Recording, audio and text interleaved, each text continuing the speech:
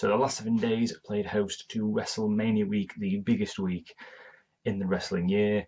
It was when the entire wrestling world culminated and joined together in Orlando, Florida, to put on all their best shows all their best guys, and really shows what they could do. Almost like a showcase almost. And for every wrestling fan around the world, WrestleMania week is the best week of the year. It's pretty much the only week that I ever remember to book off work. And it all culminates and finishes with the grandest stage of them all on Sunday night, WrestleMania 33. And boy, it did not disappoint for me personally. I had a lot of fun watching this pay-per-view. Recently, especially last year, WrestleMania 32, there were some good matches, but the majority of it felt a little lacking, felt a little slack, and didn't really impress that much. This year, completely different. Everything about this, the visuals, the stage, man, the stage was fantastic. I think you cannot deny the effort that went into that stage and how goddamn good it looked. Ramp was a bit overlong, but it worked for what it needed to do. The visuals they put on the ramp were great. So yeah, I really enjoyed this pay-per-view. So the majority of this review is going to be quite positive. Obviously, it had some downs, as is every show, but there was nothing terrible. There was nothing ridiculously terrible. There was just a couple of things that were a little bit off or could have definitely been better. So let's not waste any time. Let's review WrestleMania 33. Quick on the pre-show, we had 3 pre-show matches. Andre the Giant Royal Battle Royal, Mojo Rawley winning. A lot of people angry about that. I don't really care, to be honest, because in the past, what has the Andre the Giant Royal Battle Royal winner won apart from a new line under his name when he enters the ring? Nothing. If they add something to this match where you actually win something, like an opportunity or just something, I'd be more invested. But the winner gets nothing other than the title, to use as under their name. So, why didn't Braun win? Braun didn't even need to win. He wouldn't have won anything for winning this. So yeah, I was happy to have Mojo Rawley win. I was and I wasn't. If it was going to be a low-key superstar, I'd rather be a low-key superstar that might eventually get an IC title run or a United States title run. Mojo Rawley's not getting any of those. Might get a tag team run when Zack Ryder comes back. Apart from that, he's not getting anything. Obviously, Gronk came and helped him, it was a nice moment, I guess. Yeah. Cruiserweight match and Neville versus Austin Aries. This was a fantastic match. This was one of the best matches of the entire night, in my opinion. Had it been on the main card, would have been even better because the atmosphere would have been even better. The atmosphere would have been electric for these two. It went 15 minutes. Not something we usually see from the Cruiserweights, but boy, did they deserve it and boy, did they put on a show. Neville winning with the heel moves at the end.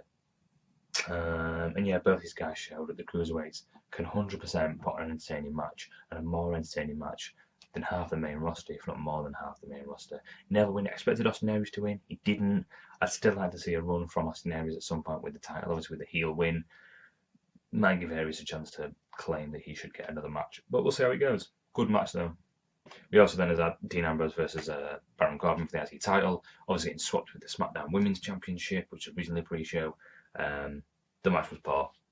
Nothing much to say really. Dean got the win. I expected Baron Corbin to win because Dean won. Didn't feel like the match was needed at all.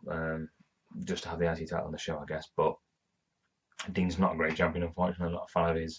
And every title run he's had, he's brought the level down slightly. He's never raised the bar as a champion, as any champion that he's held. Maybe when he was in the Shield in the United States Championship, maybe there's an argument there. Can't remember who he succeeded with that title, but generally speaking, since the Shield, he's brought titles down when he's had them. So yeah, bad booking, bad match, rightfully on the pre-show in my opinion. One of the things we weren't sure of going in was the match order itself. It's something that had been kept quite about, particularly what the main event was going to be. Was it going to be Brock Lesnar and Goldberg? Was it going to be Bray Wyatt and Randy Orton? Or was it going to be Roman Reigns and The Undertaker? Now, a lot of people had speculated that it was going to be Undertaker's last WrestleMania. That generally made the feeling that it was going to be main event. So a lot of people had a feeling it was going to be main event. But as far as the rest of the card goes, we had no idea. And we found out that we kicked off things with Shane and AJ Styles. Not something I expected. I expected that to be a little bit further along the card. Didn't feel like an opening match to start with. But it kicked us off fantastically, in my opinion. And this is not really the rest of the review, but this was the match of the night for me, I think. And it might have been because not many people were expecting much. A lot of people thought this was a step down for AJ Styles. A lot of people were angry about this match. But they pulled out the bag, and not just AJ. Shane really pulled out the bag. He started the match in great spirits, actually wrestling AJ Styles. He's been practicing in the ring because he looked good. His kind of hip tosses and the way he worked with AJ Styles was fantastic. The match itself was great. Went to 20 minutes, an opening WrestleMania match for 20 minutes, almost breaks a record, I think. And the match itself was great. A couple of fantastic spots. Shane missing on the elbow through the table. The oh my god shooting star press from Shane McMahon towards the end. That man has a death wish. That 50-year-old man. Imagine Brock Lesnar doing that. Imagine Goldberg doing that. A shooting star press at 50 years old. Jesus. That man. But yeah, AJ getting the ref going down from the kick from AJ. AJ getting the dustbins. Going for the coast to coast, missing. Shane hitting the coast to coast. Classic Shane. Fantastic to see. AJ, one part I liked about it as well was one of my particular favourite parts was the 450 splash reversed by Shane into the triangle choke. Was brilliant, was fantastic. A lot of people thought AJ would have had to carry Shane. He didn't at all. This match was fantastic. AJ got the win, obviously, with a phenomenal forearm. Great start to WrestleMania 33, and definitely got everyone in high spirits. Next up, KO versus Chris Jericho for the United States Championship. This match was one of those that had probably one of the best builds, along with maybe Triple H and Seth Rollins. So a lot of people looking forward to it. Chris Jericho, Kevin Owens felt a lot like a grudge match. And it didn't disappoint. Could have been better, I thought. It felt like it was missing something. I feel like it would have been much, much, much better had it been for the Universal title. I think WWE shot themselves in the foot by having Kevin Owens lose to Goldberg, lose his title, get a bit of steam off himself, which kind of told us that they were putting this rivalry at the bottom of the, not the bottom of the pile, but lower down, which took some breath from the match. But the match itself was fantastic. Again, it went for a decent length of time. Great back and forth match, great character building, great storytelling. Kevin Owens getting his finger on the rope for the break, on the submission. The rest of the match was fantastic. Kevin Owens getting the powerbomb on the apron, rolling Jericho into the match, getting the 1-2-3. Kevin Owens, new United States champion. Looking forward to where they go from that. I've heard Chris Jericho has one more left in his contract, getting his rematch at Payback, I'd assume, and that'll probably be it. So Kevin Owens will probably win the rematch as well. But I'm looking forward to the next month and how they kind of progress this story within that month between Chris Jericho and between Kevin Owens. Definitely looking forward to seeing where that goes. First slight disappointment for the night, and it was a Raw Women's Elimination match. Now, obviously, last year we had the triple threat, Charlotte, Becky, and Sasha Banks, which didn't disappoint at all. Was definitely one of the high spots for WrestleMania 2032. This time, this was one of the low spots, unfortunately. The match itself felt very rushed, very, not messy, but very not planned, and there was no hugely big moments. Charlotte got the corkscrew moonsault from the top rope, which was brilliant, echoed last year's 32 moonsault. Jax got eliminated first, granted, I expected that. Sasha's elimination felt very cheap and very unexpected. And if you're going to eliminate someone like Sasha, I mean, they're all strong, so the second elimination was always going to be a big one. Didn't feel like it made it big. Didn't feel like they put much into it at all. And then when it got down to Charlotte and Bayley, it was over within like 3-4 minutes, which felt very, very cheap. I expected some form of battle, like mental, physical battle between these two, but it was just one elbow drop from Bayley. 1-2-3, Bayley's the champion, Bayley retains. And with the Women's Revolution, and that's Triple H, but it's now the Women's Evolution, I just expected more intensity, I expected more passion, more fire, more heart from this match, and we didn't seem to get it. I don't know whose fault that is, but this match didn't entertain me as much as it should have done. So this was the first low point for WrestleMania 33, in my opinion. Now, I was in a bar in Leeds watching WrestleMania 33, Hooked on Wrestling event, a fantastic event. The atmosphere was fantastic for the whole show, to be fair, but there was one point in particular where the roof came off the goddamn building, and I'm sure you can guess where it is. The next match we had up was the Raw ladder match for the tag titles. And of course, when New Day came out, there wasn't one person in that room that was not thinking, please, please, please, please, please be the Hardy Boys. We'd heard the rumours, we'd heard the talk, we'd heard the chat, we'd seen the videos, we'd seen the scoops, we'd seen the gossip. But were they going to pull the trigger?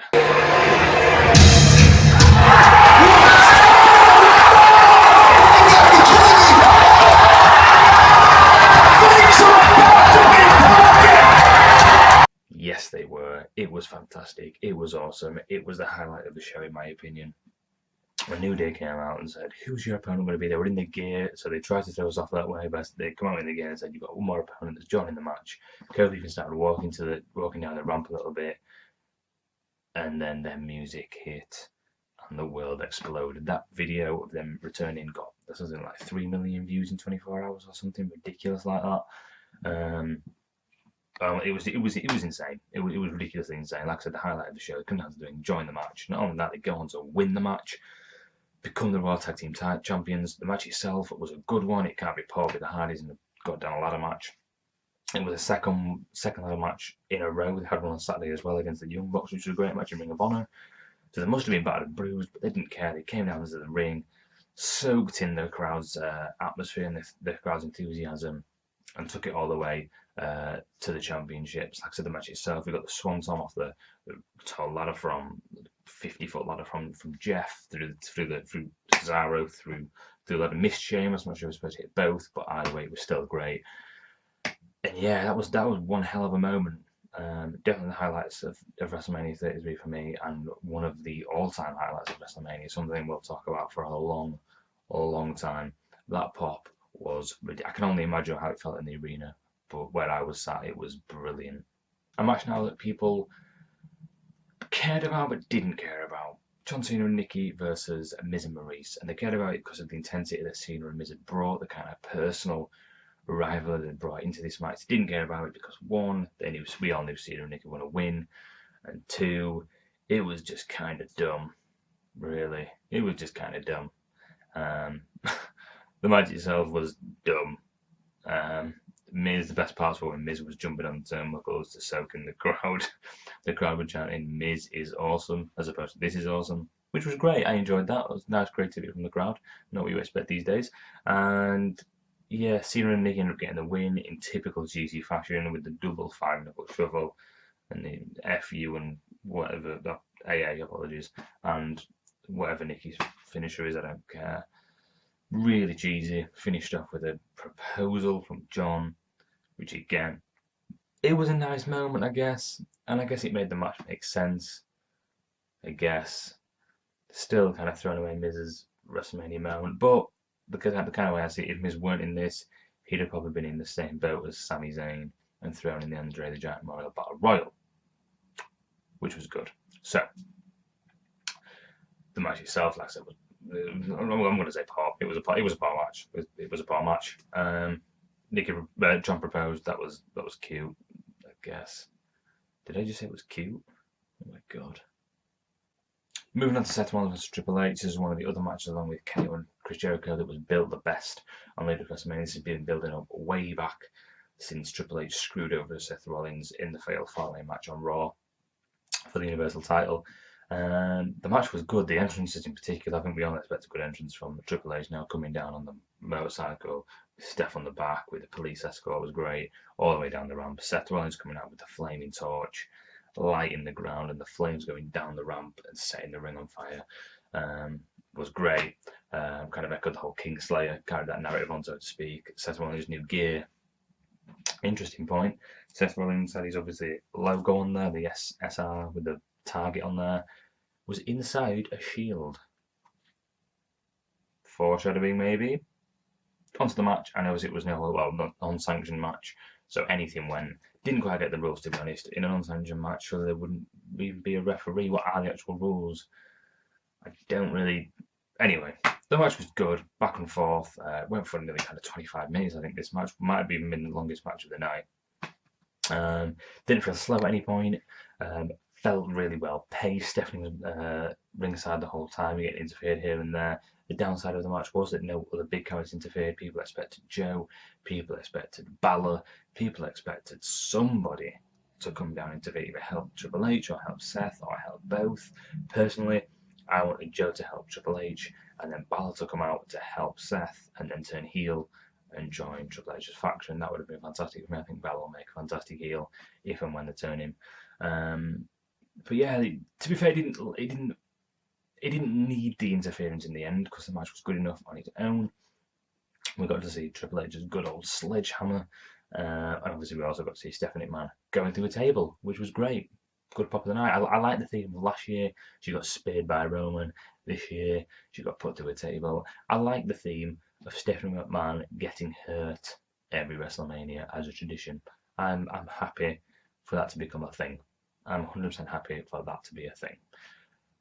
Triple H knocked Stephanie through the ladder, turned around really angry, got himself up, walked straight into a pedigree. A lot of people was hoping we'd see the curb stomp, obviously unsanctioned match, anything goes. Would have been interesting for Seth to pull out a curb stomp, but he didn't hit the pedigree. 1, 2, 3, Seth wins, beats the odds with his dodgy knee. That's not dodgy, obviously. And 25-minute match, no holds barred. But gets the win. Really good feel-good moment. And yeah, like I said, the match itself was a good match. It was, again, one of the highlights of WrestleMania for me. Now for me, the lowest point of the night, and that was Randy Orton versus Bray Wyatt.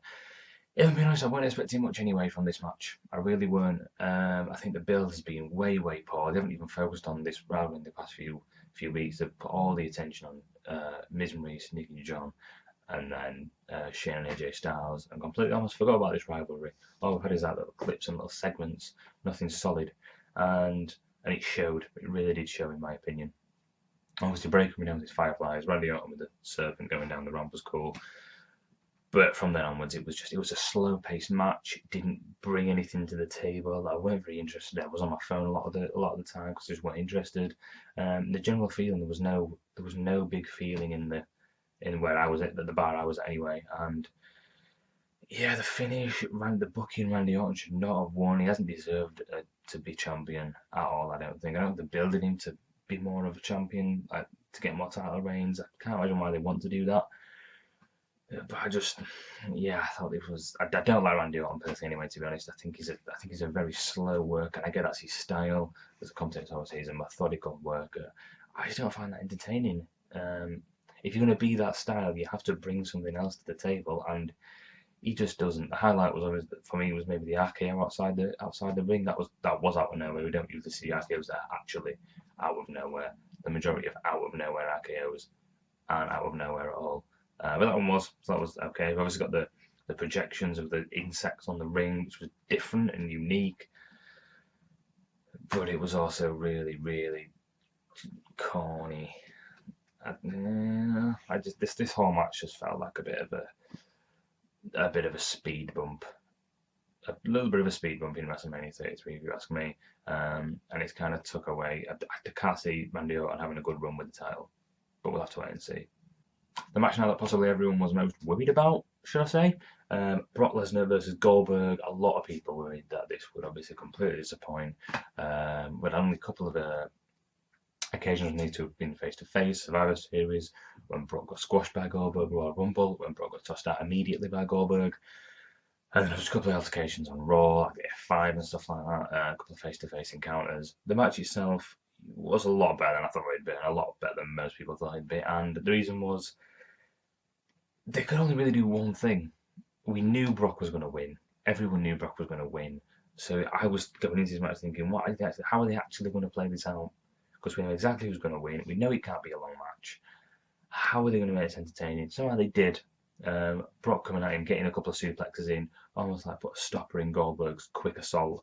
But Goldberg got straight for a spear, a couple of spears, one through the barricade was fantastic. It was basically just an extended Survivor Series match. It was all like power moves. There was no little moves. It was literally about 4 moves in the entire match: spear, suplex, jackhammer, F5. 4 moves in the entire match. But it worked really well. Like all the spears from Goldberg were fantastic. Really added it almost did who's going to win kind of thing. But Brock kicked out with the jackhammer, which was great. Then went on the assault. 10 suplexes in total. Taking Goldberg definitely to suplex C, getting the F5, 1, 2, 3. Brock's the Universal Champion. And this match didn't disappoint. Like I said, this was a good match. This got a lot bigger reaction in the pub I was in the bar I was in, than most matches. So a job well done, really. So yeah, good match. Brock's new Universal Champion. Heard he signed a full-time, or thinking about signing a full-time contract. So it'll be great to see him on Raw more often. Have to see how that develops on the Raw after Mania. Moving on. Now, it was getting really late in the night, and there was a lot of talk on Twitter about when the SmackDown women's match had been cut. Obviously, it was originally on the pre-show. Everyone complained about that. It was moved then to the main card, and they managed to fit in here, and you could tell they ran out of time. This match was ridiculously short, ridiculously messy, and just didn't feel epic at all, didn't feel special at all, and it really showed the fact that we ran out of time. Obviously, Alexa Bliss walking in as the champion, Naomi walking out, the win didn't feel, this should have felt, they built this to be a big moment for not only Naomi, but the show itself, and it just didn't. The crowd felt dead. I don't know if that was because it was came straight after Brock and Goldberg, maybe very badly placed. But yeah, it didn't feel special at all for Naomi. It just felt, yeah, Naomi's champion. Again, like I said this before, I'm not a big fan of Naomi. I'm not a huge fan of Naomi. I think she's okay. Don't think she necessarily deserves a title win or deserves that moment compared to a lot of other women. I don't think longevity in your career gives you a deserved WrestleMania moment.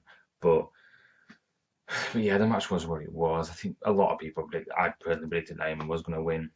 But that being said, it just still didn't feel like a hard-fought battle. For it to be a big moment at WrestleMania, it has to feel like a hard-fought battle. The big WrestleMania wins that you remember feel like absolute wars between two people before someone. Like, can you think of Rock and Austin? That they had a war at WrestleMania 17. Obviously, I had the heel turn and everything like that, but the match itself felt like a complete war, and this just simply didn't, and that's why it disappointed, unfortunately.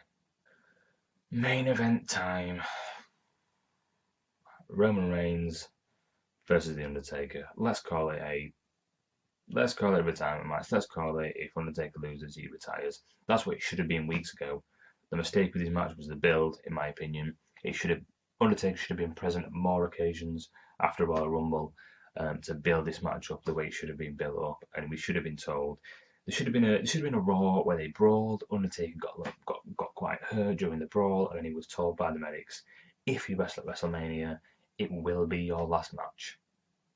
So we knew it was coming. Obviously, JR came out first, so it was the main event. It was WrestleMania. JR came back to commentate. As soon as I saw JR, I knew JR was commentating this match. It was 100% confirmed for me. This was Taker's last match. But it wasn't announced. And then they made the match a no holds barred match randomly without any reason or rhyme or telling anyone about that, which felt very unplanned and messy, and just straight out the bat, this match didn't get off to the best start. The match itself, a lot of people are going to hate me for this. It was a good match. It wasn't by no means a great match. Don't get me wrong. Star rating at 5 was maybe like a 3.5, maybe a little bit less, 3.25, 3 maybe. But it was a good match. If it wasn't for the botches towards the end, particularly the tombstone botch, was kind of awkward. The fact that Roman broke the triangle choke by getting to the ropes, even though it was been changed to no holds barred, so the ropes don't break anything, as far as I'm aware. Yeah, the whole match felt quite messy. Towards the end, Roman just getting spear after spear. Undertaker continuously kicking out. Ended in the right way, I guess. The end would have been so much better, like I said, if it had been built as Undertaker's retirement match had he lost. Because, yeah, a lot of people expected the Roman heel turn. Didn't happen. It kind of did, because Roman was very defiant, disrespecting the Undertaker. At one point, Undertaker knelt up, and Roman just almost slapping him in the face, but shoving his head away, shoving him down to the canvas, telling him to stay down, repeatedly hitting him with a steel chair. It was quite disrespectful.